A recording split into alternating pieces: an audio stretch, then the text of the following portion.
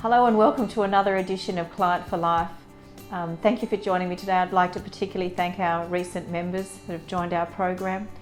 Today I'd like to talk about the number 57. Why 57? Because today that's the average age that an Australian retires.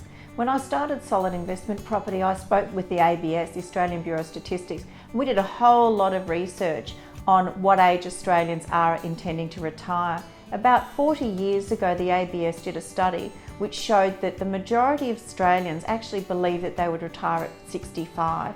So the Statistic Bureau went out, they surveyed the people, they got their general intentions, and they mapped them and they tracked them, and then they caught up with them again when they retired.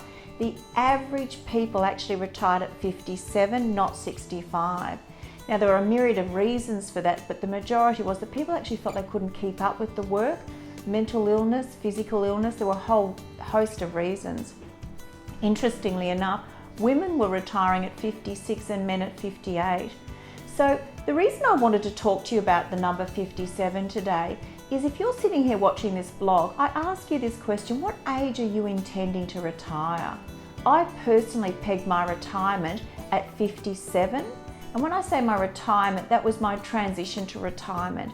My view is that I'll probably slow down a little, work a bit more part-time hours perhaps, but fundamentally 57 is the age I've pegged. Now, if I want to retire or transition to part-time work, I'm going to need to have financial income to support myself to do that. So I'm asking you today, what's your plan? Anyone who comes to see me at Solid Investment Property understands that we need a plan. If you fail to plan, you plan to fail.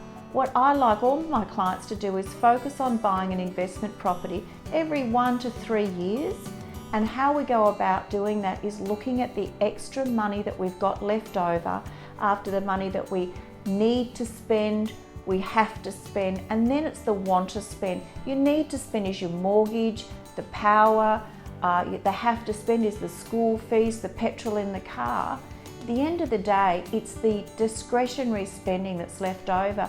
But honestly, I would say 95% of my clients are retiring today based entirely upon their discretionary spending.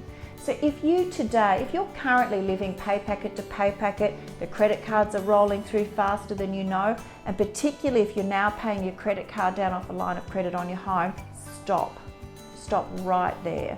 What you need is a plan, because my clients are average Australians. In fact, I just saw a wonderful couple the other day. When they came to see me for the first time, they never imagined they'd buy an investment property. They're about to buy their second property. And I speak for probably about 45% of people in my program. So I want you all to think of the number 57. I want you to write down now what age you believe you'll retire. Quickly scribble out what's your home worth, what's your super's worth, and tear it out and toss it away.